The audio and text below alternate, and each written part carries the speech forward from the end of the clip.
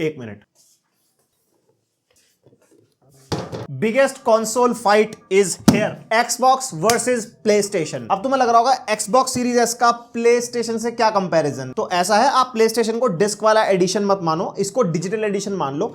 ये 35,000 रुपए का जो एक्सबॉक्स का लोअर वेरिएंट है, इसके ऊपर सीरीज एक्स है। ये प्लेस्टेशन डिजिटल एडिशन मान लो 40,000 रुपए का। दोनों के दोनों नेक्स्ट जेन कंसोल में अपने सेगमेंट में लोअर वेरिएंट है। ठीक है, कोई दिक्कत तो नहीं है। आज वैसे तुम एक्सबॉक्स सीरीज एस का रिव्यू करने वाले हैं, बट आखिरी में थोड़ा बहुत मैं इसको प्लेस्टेशन 5 से भी कंपेयर करने वाला हूं। तो बेसिकली एक्सबॉक्स सीरीज एस का रिव्यू है, और अगर आपको प्लेस्टेशन 5 के बारे में डिटेल में जानना है तो प्लेस्टेशन 5 की वीडियो बना रखी है, वो देख लेना। और कंपैरिजन जानना है एक्सबॉक्स सीरीज एस के प्लेस्टेशन 5 के साथ, और तुम्हें कौन सा लेना चाहिए, अगर मुझे चॉइस मिलती तो मैं कौन सा लेता। नहीं, वो बात अलग है, मैं दोनों लेके बैठा हूं, बट अगर मेरे को एक की चॉइस मिलती तो वो आपको वीडियो के एंड में पता चल जाएगा। अभी डब्बा खोल लेते हैं इसका और इसको साइड रख देते हैं। वी हैव दिस सुंदर सा बॉक्स, कुछ व्हाइट कलर में हमारा बॉक्स है, नीचे ग्रीन ग्रीन सा है। एक्सबॉक्स को पूरा एकदम फील देने की कोशिश करिए। ये निकलता हमारा कंसोल। पावर योर ड्रीम्स, सपनों को ताकत दी जाएगी तभी तो सपने पूरे हो पाएंगे, फिर तभी तो ऐसा कंसोल ले पाओगे खुद से। और यहाँ पे इन्होंने इनिशियल गाइड दी है, जो हमने कर लिए सब कुछ मैं आपको बताऊंगा कैसे क्या करना है। एक पावर कॉर्ड मिल जाती है, एक हाई स्पीड वाली आपको HDMI केबल मिल जाती है, क्योंकि HDMI 2.1 का सपोर्ट है ना, तो हाई स्पीड वाली है। बहुत थोड़ा सा पेपर वर्क और हमारा सुंदरता से भरपूर कंट्रोलर। भाई कंट्रोलर की जो लुक है ना, बाय गॉड बहुत ही प्यारा कंट्रोलर मुझे इसका लगा। ऐसा नहीं है प्लेस्टेशन 5 के कंट्रोलर से बेटर है या कुछ है, बट अपने सेगमेंट में लिटरली दिल जीत लिया इसने मेरा। मतलब जब मैंने इसको हाथ में पकड़ा ना, और जो इसकी ग्रिप है, तुम गलत ले जाते हो यार, पता नहीं है, शायद मैं गलत ले जाता हूं। तो मतलब अच्छा है कंट्रोलर, बाकी इसके बारे में बाद में बात करेंगे। और इस जनरेशन में भी इन्होंने बैटरीज दी हैं, रिचार्जेबल कंट्रोलर नहीं है, बट हाँ अच्छी बात है ड्यूरासेल की बैटरी दी है। तो एक बार बैटरी फुल चार्ज लगाने के बाद 40 घंटे अप्रॉक्स का बैकअप ये दे देता है, ऐसा मेंशन्ड है। और वैसे मैं बहुत दिनों से यूज कर रहा हूं इसको, और अभी तक बैटरी डाउन नहीं हुई है, तो ऑब्वियसली दे देगा। और ड्यूरासेल तो अच्छा चलता है। बाकी इसका अगर परमानेंट सॉल्यूशन चाहिए आपको तो रिचार्जेबल बैटरीज ले सकते हो, फिर कोई टेंशन ही नहीं है। But still rechargeable controller very nice. भाई साहब लुक देख रहे हो ना, मतलब ये जो नेक्स्ट जेन कंसोल अभी लॉन्च हुए हैं उसके अंदर सबसे छोटा कंसोल है ये। आप प्लेस्टेशन 5 देख लो, सीरीज एक्स देख लो, उसके हिसाब से it is really very very छोटा। और इसकी परफॉर्मेंस यू वोंट बिलीव, 35,000 रुपए में 2K 120 तक कैपेबल है गेमिंग करवाने के लिए। तो मतलब हल्के में नहीं लेना इसको। तो टॉप से आपको बिल्कुल एक स्पीकर वाली फील देगा, ये गोला सा बना हुआ है, यहाँ पे ऐसा लगता है स्पीकर है, बट ये फैन का वेंट है। यहाँ पे टॉप पे ऊपर एक्सबॉक्स की ब्रांडिंग दी है। और अगर फ्रंट से देखते हैं तो यहाँ पे आपको USB पोर्ट मिल जाता है, एक पेयरिंग का बटन मिल जाता है, और ये एक्सबॉक्स का बटन है जिससे आपका कंसोल टर्न ऑन हो जाएगा। लेफ्ट साइड में आपको एयर वेंट्स मिल जाते हैं, और सिमिलरली राइट साइड में भी एयर वेंट्स मिल जाते हैं। और पीछे यहाँ पे सारे पोर्ट्स वगैरह दिए हैं। और पोर्ट्स में आपको एक RJ45 पोर्ट मिल जाता है, 2 USB 3.1 टाइप A Gen 1 वाले पोर्ट मिलते हैं, एक HDMI 2.1 वाला पोर्ट मिलता है। यहाँ पे एक स्टोरेज एक्सपेंशन स्लॉट है, और यहाँ पे एक पावर इनपुट पोर्ट है। और जो फ्रंट वाला पोर्ट है वो भी USB 3.1 टाइप A Gen 1 वाला पोर्ट है। और इसके अंदर आपको Wi-Fi 6 मिलता है। तो भाई पहली बात पोर्ट्स की कोई कमी नहीं है। दूसरी बात एक टाइप C पोर्ट होना चाहिए था। वैसे 3.1 वाले हैं, Gen 1 है तो कोई दिक्कत नहीं है, सुपर स्पीड टाइप A चल जाएगी। बट कोई external hard drive type C के साथ आती है, उसके लिए आपको कन्वर्टर लेना पड़ेगा। पहला ड्रॉबैक, और ड्रॉबैक मैं वीडियो में साथ साथ बताता रहूंगा, बाकी एंड में भी कोशिश करूंगा बताने की। और जब ड्रॉबैक की बात हो रही है तो इस कंसोल में बहुत बड़ा ड्रॉबैक है स्टोरेज को लेके। ये 512 GB SSD के साथ आता है, और 512 GB में से अगर हम OS वगैरह हटा दें तो हमारे को लगभग 360 GB के अप्रॉक्स मिलती है यूजेबल। तो एक वॉरजोन डाला, या और कोई आपने फोर्जा होराइजन या जेडाई फॉलन ऑर्डर वगैरह डाल दिया, स्पेस ओवर, 2-3 गेम में खत्म। और अब तुम कहोगे स्टोरेज एक्सपेंशन है तो है, या फिर हम एक्सटर्नल HDD लगा लेंगे। तो एक्सटर्नल HDD का सीन ये है कि एक्सटर्नल HDD पे आप सिर्फ ओल्ड जेन वाले गेम चला सकते हो डाल के, जो प्रीवियस जनरेशन पे रिलीज हुए थे। इस जनरेशन पे लेटेस्ट गेम कोई भी रिलीज होता है, जैसे मैं आपको बता दूं, कॉल ऑफ ड्यूटी वैनगार्ड हो जाएगा, असासिन्स क्रीड वैलहैला, जो भी नेक्स्ट जनरेशन गेम्स हैं जिसमें रे ट्रेसिंग वगैरह यूज होती है, वो आपको इसी की स्टोरेज में डाल के खेलने पड़ेंगे। तो स्टोरेज का बहुत स्यापा है। आपको होगा स्टोरेज एक्सपेंशन है, उसमें लगा लेंगे हम पीछे।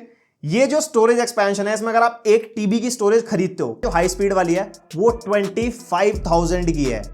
तो जितने का कंसोल है बस 10,000 कम कर लो, इतने की तो सिर्फ 1 TB स्टोरेज है। वैसे महंगा होने का रीजन भी है, ये बहुत ही तगड़ी रीड एंड राइट स्पीड के साथ आते हैं। तो जो लोडिंग टाइम्स वगैरह है, या जो गेम की स्मूथनेस वगैरह है, वो स्टोरेज पे बहुत ज्यादा डिपेंड करती है। तो महंगी जस्टिफाइड भी है, बट बहुत ज्यादा महंगी है। शुरू में ही 1 TB SSD कम से कम दे देनी चाहिए थी। आई डोंट नो क्यों नहीं दी। अब इसके रेजोल्यूशन के बारे में बता देता हूं। जरूरी नहीं है 2K वाला कंसोल है तो 2K पे ही आप खेल सकते हो। आपके पास 1080p वाला टीवी है, उस पर भी चल जाएगा। आपके पास 720p वाला भी है, HDMI पोर्ट होना चाहिए, उसके ऊपर भी चल जाएगा। मैक्सिमम ये 2K सपोर्ट करता है, और हाँ 4K भी सपोर्ट करता है, बट नॉट नेटिव 4K, मतलब एग्जैक्ट 4K नहीं, अपस्केल हो जाता है। अगर आप 4K टीवी पे लगाओगे तो 4K रेजोल्यूशन आप इसके अंदर कर सकते हो, बट आपका वो अपस्केल होकर चलेगा। जैसे DLSS मान लो कि हाँ लोअर रेजोल्यूशन होता है बट अपस्केल हो जाता है, तो वो वाला सिनेरियो है। और 4K में कितना डिफरेंस आता है, लाइक अगर PS5 से साइड बाय साइड कंपेयर करें तो वो आपको मैं कंपैरिजन वाले सेक्शन में बताऊंगा। और ये आपका 1080p 120 FPS तक सपोर्ट करता है, 2K 120 FPS तक सपोर्ट करता है, 4K 60 FPS तक सपोर्ट करता है ये। और अगर 2K में आप फ्री सिंक ऑन कर दोगे, लाइक कोई फ्री सिंक वाले मॉनिटर के साथ आप यूज करते हो, तो वहां पे ये 2K में भी 60 FPS ये देगा आपको। तो कुछ लोगों का 120 FPS वाला मिथ दूर कर देता हूं, एग्जैक्ट 120 FPS हर गेम में नहीं मिलेगा आपको। ज्यादातर गेम्स में 2K 60 FPS पे चलता है, जो स्टोरी गेम्स होते हैं हाई रेजोल्यूशन वाले। जो मल्टीप्लेयर गेम्स है जैसे कि कॉल ऑफ ड्यूटी वॉरजोन या फोर्टनाइट वगैरह, उसके अंदर ये 120 फ्रेम्स पर सेकंड तक सपोर्ट करता है। तो आप कंसोल लेने वाले हो और आप ई स्पोर्ट्स के दीवाने हो, थोड़े बहुत आपको ई स्पोर्ट्स गेम खेलने हैं जो इस कंसोल पे सपोर्ट करते हैं, तो आपके पास 120 हर्ट्ज वाला टीवी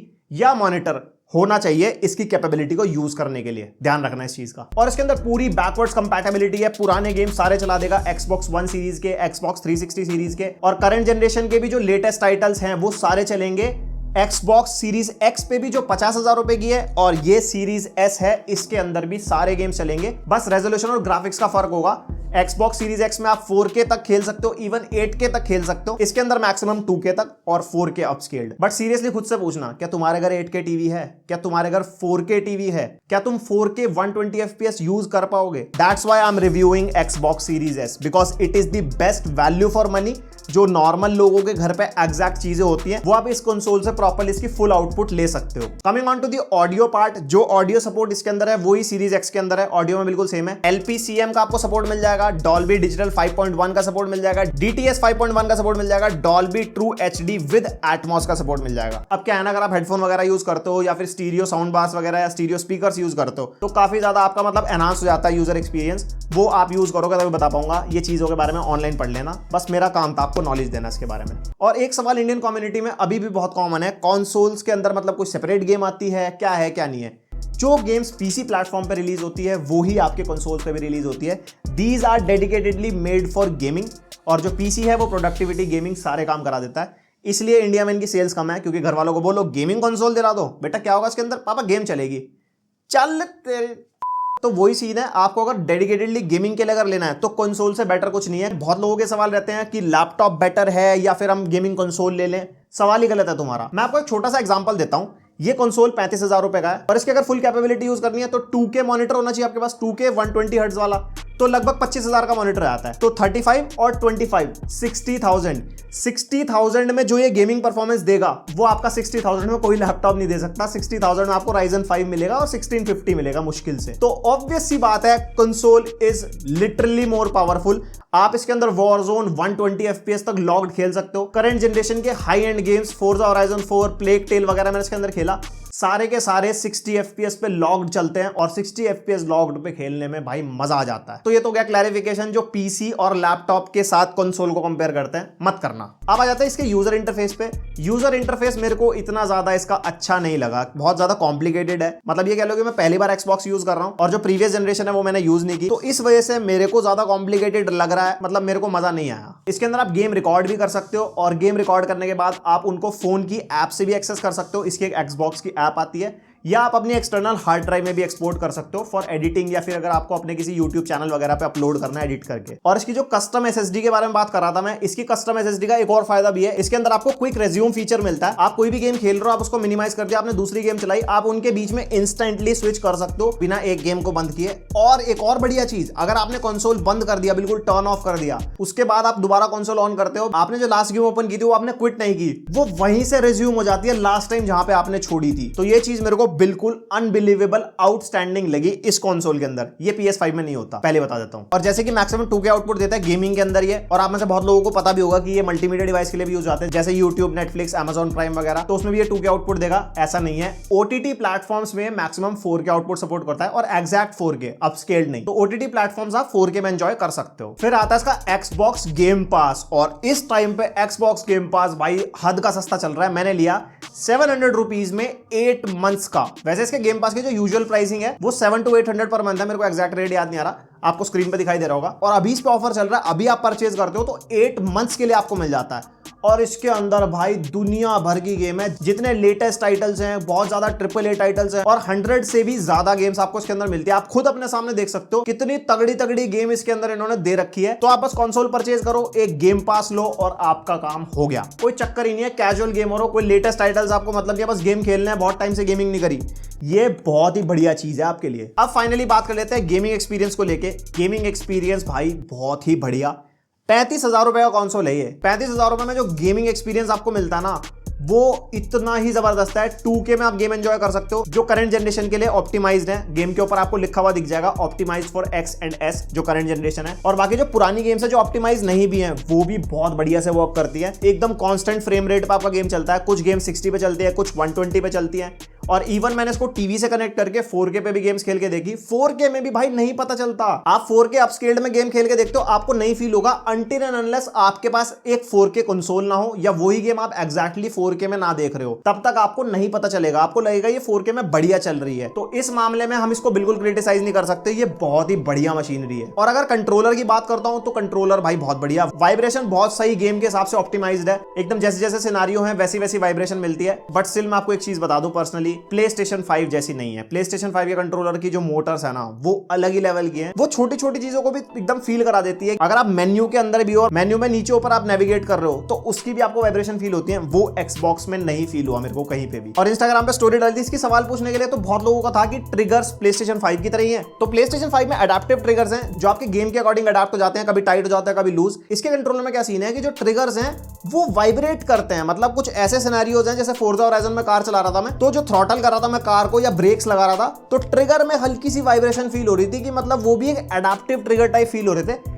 एग्जैक्ट PlayStation जैसे नहीं कह सकता, बट हाँ बढ़िया है इसका कंट्रोलर। और इसका कंट्रोलर एंड्रॉइड को भी सपोर्ट करता है, iOS को भी सपोर्ट करता है, PC को भी सपोर्ट करता है, Xbox One को भी सपोर्ट करता है, और सीरीज X और सीरीज S को तो ऑब्वियसली करता ही है। और फोन और PC से कनेक्ट करना बहुत ईजी है। पीछे पेयरिंग का बटन होल्ड करके रखो, इंस्टेंटली आप पेयर कर लोगे, जैसे नॉर्मल ब्लूटूथ स्पीकर पेयर करते हैं। तो बस इसका रिव्यू यही खत्म होता है। कौन बता देता हूं एक बार आपको, कुछ तो शायद मैं बीच में बता चुका हूं, कुछ शायद जो नहीं बताया।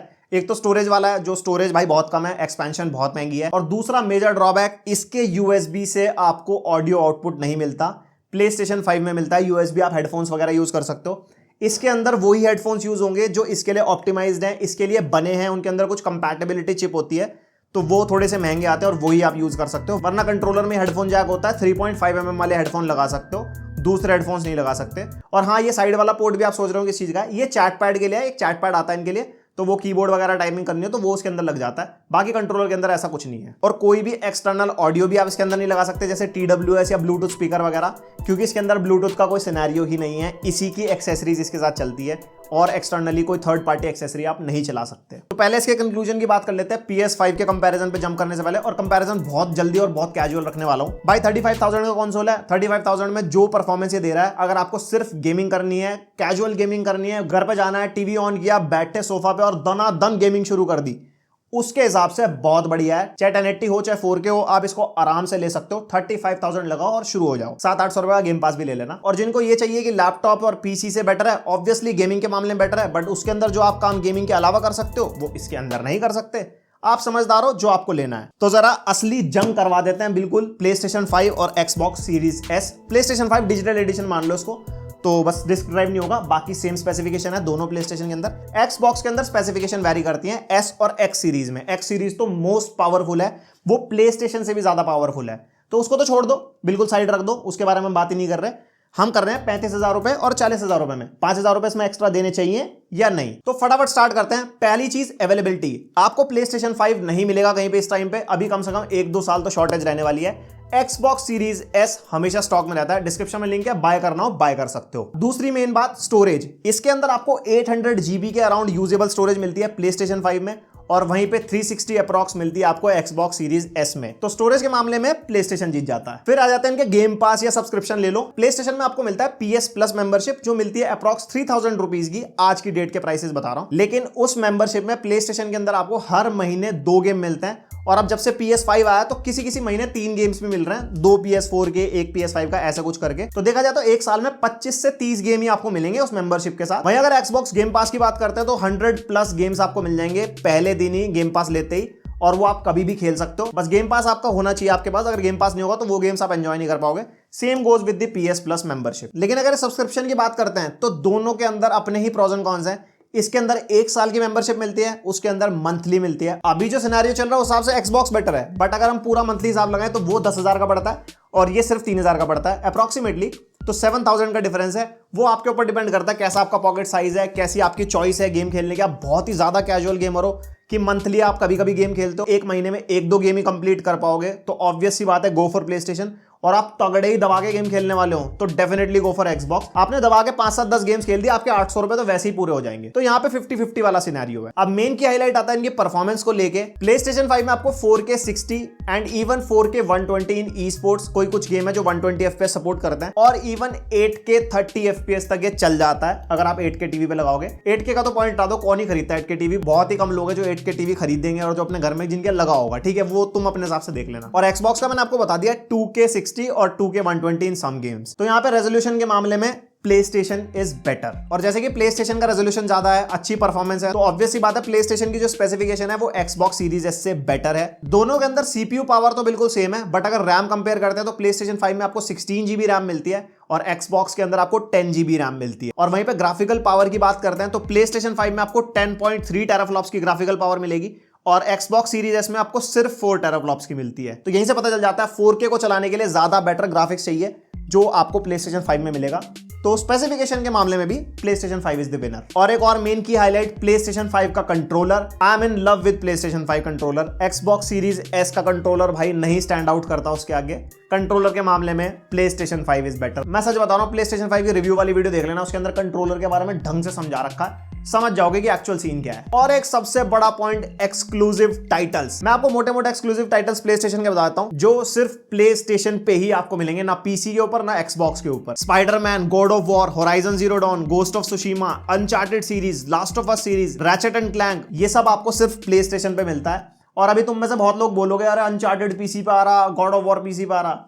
भाई वो हड्डी डालने वाली बात है, बहुत तेज है सोनी वाले, आपको पुराने वाले गेम दे रहे हैं क्योंकि गॉड ऑफ वॉर का लेटेस्ट गेम आने वाला है। जब तुम पुराना खेल लोगे, नया खेलने की तलब होगी तुम्हारे को, तो ऑब्वियस सी बात है तुम PlayStation की तरफ जा सकते हो। सिमिलरली अनचार्टेड के साथ भी ऐसा ही है, पुरानी सीरीज आपको खिलवा देंगे, फिर नई सीरीज आने वाली है, तो उसकी वजह से प्रमोशनल है, वो प्रमोशन के लिए गेम बेचे जा रहे हैं PC प्लेटफॉर्म पे ताकि नए खरीदे जाएं। जैसे होराइजन जीरो डॉन में हुआ था, होराइजन जीरो डॉन PC पे आया, वैसे ही होराइजन फॉरबिडन वेस्ट की अनाउंसमेंट हो गई थी जो सिर्फ और सिर्फ PlayStation 5 एक्सक्लूसिव है, समझ रहे हो। और वहीं पे Xbox के एक्सक्लूसिव बताऊं, अगर आपको AAA वाले हेलो सीरीज आपको मिल जाती है, फोर्जा होराइजन सीरीज मिल जाएगी, गियर सीरीज मिल जाएगी और क्वांटम ब्रेक आपको मिल जाएगा। बहुत ही लिमिटेड है। और Xbox के जो एक्सक्लूसिव्स हैं, जो माइक्रोसॉफ्ट के एक्सक्लूसिव्स हैं, वो PC पे भी चल जाते हैं, मतलब PC पे भी लॉन्च होते हैं, तो बेसिकली वो एक्सक्लूसिव्स नहीं हुए। तो गेम टाइटल्स के मामले में भी PlayStation 5 इज द विनर। और मैंने साइड बाय साइड कंपैरिजन किया है प्लेग टेल इनोसेंस का, आप अपने सामने देख भी सकते हो। तो PS5 पे 4K 60 पे चल रहा है और वहीं पे आपका Xbox सीरीज एस में 4K अपस्केल्ड 60 पे चल रहा है। मैं सच बता रहा हूं, दोनों को जब मैंने साथ साथ टेस्ट किया था